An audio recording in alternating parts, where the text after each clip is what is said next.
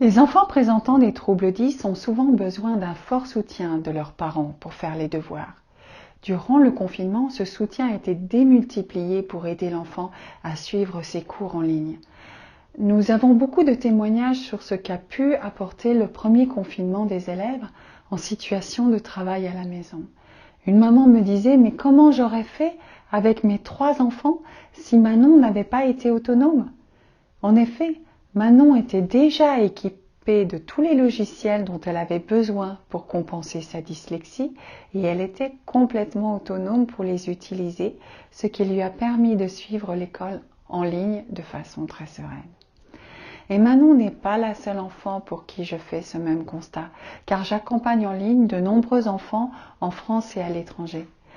Lorsque je réalise le premier entretien, cette perspective d'autonomie est quelque chose que j'évalue et qui est primordial. Si votre enfant n'est pas en mesure de suivre ces séances en ligne, alors je vous le dirai et vous pourrez vous diriger vers un professionnel en présentiel. Mais une grande majorité d'enfants est satisfait de ce mode d'accompagnement.